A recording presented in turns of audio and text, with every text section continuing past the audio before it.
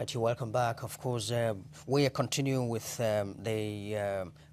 of course, the crisis between the executive arm of government and the legislative arm in Lagos. And we're bringing in another guest. That's a publisher of the Factor magazine, Japheth Odesonya. Is here in the studios with us. Thank you very much indeed for coming. Good morning. Thank you. All right. Yeah, despite the many sins of Ambode that have now been outlined, of course, many are saying that, look, there is more to it than what we are seeing on the surface now. What's your take on that? Yeah, they are very correct. What we are witnessing now, it's clear display of power and its uses. On whose part now? Politics and its practice, generally now. Okay. And government and its technicalities. That's what is playing out. And obviously, there is more to it. I have canvassed at different fora that the legislative arm is the fulcrum of democracy. And it must be constituted, usually, by men of higher intellectual capacity and broader integrity, so that they can supervise. And that is what is happening. I am not against the fact that they are questioning the governor. Executive recklessness must be checkmated. And that is where I was there sometime when I said. And you think that's what this is about at the moment? That is what it is about. You see, we must be careful if we want to practice democracy. Let us practice liberal democracy. There are no two ways to democracy. It's about the people, and it's liberalism. The people owns the power, and those who represent the people ultimately are the legislators. And there must be separation of power. That is what is playing out. If you are not competent enough, it will show no matter how. And that is what we are witnessing. I had said this because beyond the constitutional infractions and the allegations, on the surface of it, I think personally, the shoe the incumbent governor meant, it's an oversized shoe. Permit my modesty. Having experience for 8 years. Really, but not when he came in, not a lot of people actually believed that. They actually felt that it was a good continuum, like they say, governance is a continuum. A lot of people actually believe that, yes, he had stepped very well into those shoes that were left behind by his predecessor. That was the expectation, but that is not what we see. I have observed several abandoned projects when we campaigned on the strength of continuity. With the first last 8 years in Lagos State, one would expect that even a secondary school student having, piloted Lagos to such an autopilot level, even the secondary school student would take it up from there. Today, what I see is no longer my Lagos. It's not the Lagos I dream of. I am ashamed, personally, that a lot have been left untouched. I do not doubt the intentions of the governor, but I think, obviously, he lacks that capacity, to take Lagos to that level. No, but hasn't it demonstrated that in terms of infrastructure development? Because if you go around Lagos, you would see his handiwork, no doubt about that. Even along the Lagos-Ibadan Expressway here, a toll gate, go to Ikeja and the rest. The Light of Lagos project. Creation of bus stops here and there. Leave those ones. Those are minor projects. The Badagry Express. Why will any government abandon that? The Badagry that will link us to other western coasts. That's not explainable. When you come to my area, there are projects. Houses have been bulldozed. Nobody is doing anything. You go to Ishawu, go to Igbobo, go to Ginti. You see, it's not explainable. I can't take that from any serious A lot of people government. seem to think that it's because he lost the support of his own party.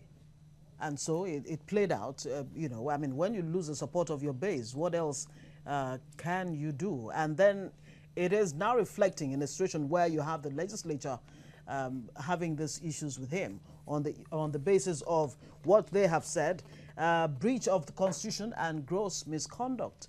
That number one, he has been, you know, making expenses without appropriation of the 2019 budget. But of course, we did hear from, you know, some of the government officials that there was a warrant that was issued that they could spend up to 25% of the preceding budget. That is the 2018 you know, budget, but which explains why expenditure has been going on. The part of Constitution that says that. Nobody has been able to answer that. You see, Jimmy Carter, yes, you know, American president, Former 77 American president. to 1981. Yes. Was a senator and a governor of Georgia before becoming the governor. But along the line, it was discovered that he was an outsider. He was an outsider. The power that be in the Washington decided to remove him. He couldn't get a second time. So it is traditional that the governor could not secure a second time. Does not mean that we must run the state aground. It does not mean that the governance must cease in Lagos State. And what the legislators are saying, practically at the moment, there seems to be government seizure, governmental convulsion. But the governor has continued to work. Even as at yesterday, he commissioned, you know, some projects in Lekki area. So how could it be that there's been governance, you know, convulsion? They know better. You see, you don't undermine democracy. These are the legislators whose responsibility squarely is to supervise, monitor the executive. And I want to commend what they have done, but the timing, again, makes it suspect. Why now, when the election is very close? All right. That is the question. Okay, we'll take a short break. Let's put you on hold, Japheth. When we come back, we'll continue this discussion on the troubles of Akiumi Ambode, if you like to tag it that way. Yeah. Stay with us.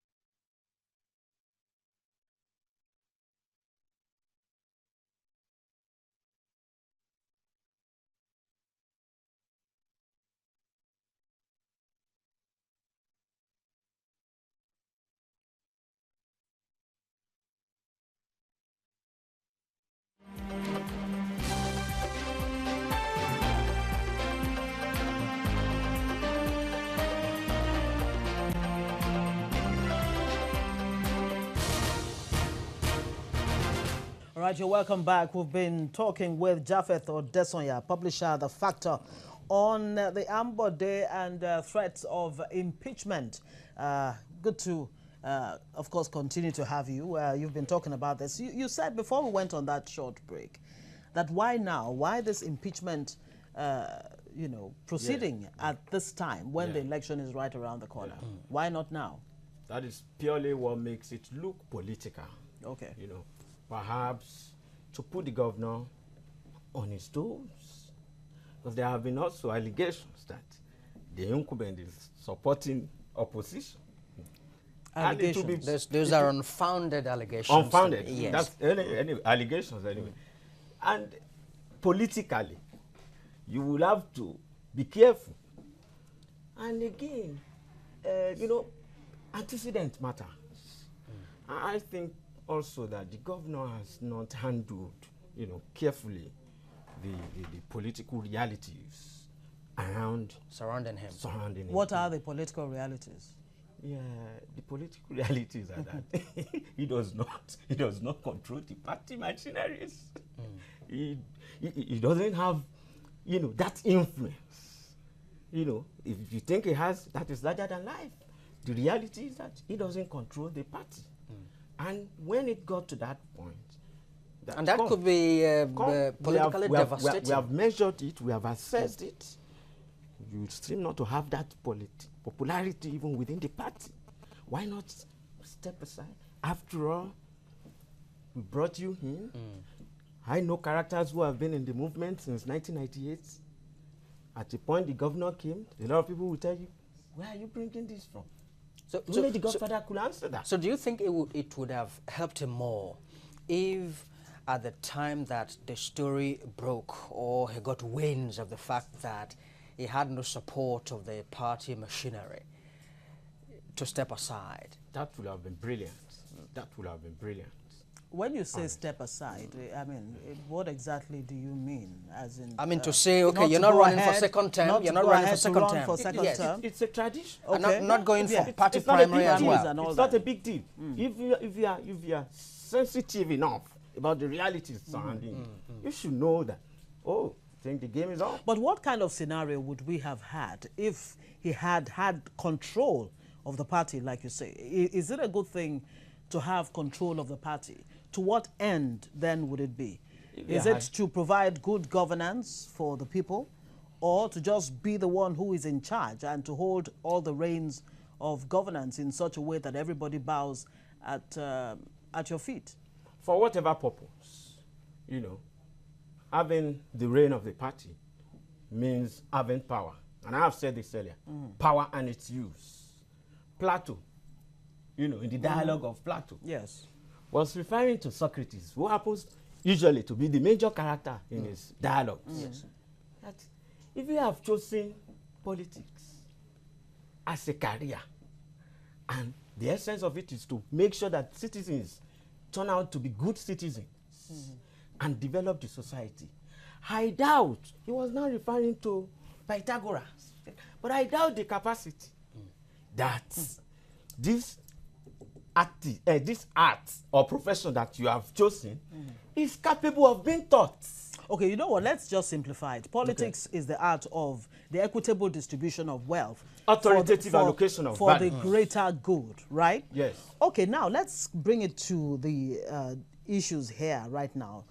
The allegations or accusations, of breach of constitution and gross misconduct that the governor failed to lay the 2019 budget before the State Assembly instead of sending it. Okay. He sent it December 24, attached a note that come December 28th, I will officially present the budget. But of course, the State Assembly members were on recess. Sending it. Okay. He sent it December 24, attached a note that come December 28th, I will officially present the budget. But of course, the State Assembly members were on recess. And another date was fixed for January 21 for him to lay the budget. Expectedly, he was there, but the House didn't sit. As a matter of fact, they now brought up the constitutional, breaches, which Ambode is said to be guilty of. With all of this, don't you think these are just symptoms of a deeper, problem? Clearly, they are reflections of internal Wranglings. contradictions that seem irreconcilable. And I said it earlier. In the first instance, Governor Ambode is purely an outsider, as far as I know, of the APC, AD, AC, ACN, APC revolutionary movement. And has He remained, remains an outsider for all of 4 years? Yes, that is what he's playing out. He's been an outsider. And just like Jimmy Carter, I said earlier, he has to be deselected. And Japheth, he has been given 7 days within which to respond to the allegations that have been brought against him before the House. Alongside his Commissioner for Finance. Do you think that at this point, because sometimes there is a regular proverb that if you chase a goat to the wall and has no escape route anymore, it turns around. Do you think in this circumstance we are likely to see that sort of reaction from the governor, that is not going to say, okay, I am not, from this point, I am going to fight back? Or do you see a circumstance where he goes to respond to these charges? He will have to respond. One would have expected, in an ideal situation, that given the enormous influence of Lagos, a state that controls more than a third of the GDP, a state that controls, at least in 2018, $136 billion US GDP, Lagos State. One would have expected, and a fifth largest economy in Africa. One would expect that such governor, must radiate and display such influence and power. But it is not so, given the political reality. And I want to be very objective here. The governor does not have that power. The power belongs to the godfather, the chieftains of the party, even the members of the party. There is a serious disconnect. And that played out even during the party primary. But I will appreciate also if the governor... I didn't hear you say the power belongs to the people. To the people. I said it. Okay. I said it. No, you said power belongs to the godfather, the people in the party. Who do they use? Who do they use? They have the people as their backup. And if you have more than I do, I'm in the majority. So it's about majority. If, the lawyer said it earlier, during Fashola, it played out. And it was obvious that Fashola had done fantastically well as a gladiator. He had won the spectators. I recall that even if Fashola did say that may your loyalty never be tested. Yes, that's loaded. That is loaded. You see, I personally just feel that what we are witnessing in Lagos will advance in the long run the cause of constitutional democracy, liberal democracy. What the legislators are doing is to tell us that democracy also has its ethics. Ethics matters in this instance. That well, have all the ethics been followed in this situation? We will continue. Before we round off, Section 122 of the Constitution states that if the appropriation bill in respect of any financial year has not been passed into law by the start of a financial year, the governor may authorize withdrawal of monies from the Consolidated Revenue Fund of the state to meet expenditure to carry out services of government not exceeding 6 months or until the coming into operation of the law. Is this not this not a window that the government may have taken advantage the legislative harm? That seems to be a void there. But it will not be without the legislative harm. It will be maybe, what do you call it? I don't know. Some kind of go ahead from the state assembly. You just have to recourse to the assembly. You don't do it just on your own. Arbitrary. There are 3 harms, and you must work together. Well, you must work together. Japheth, none is bigger than any other. A publisher. When you made reference to Plato and Socrates, of course, it came to me that you must understand philosophy. We don't have time anymore, but I would have asked you, in metaphysics, one of the branches of philosophy, there is what we call traditional metaphysical thinking. I would have asked if that's exactly what we are witnessing in Lagos at the moment, but no time anymore. Well, we must thank you very much indeed for coming to talk to us. Thank you. Thank you so much. All right, we'll take a short breather. Of course, the House of Reps has passed the National Minimum Wage Bill transmitted to it by the President. To find out details of all that when we come back.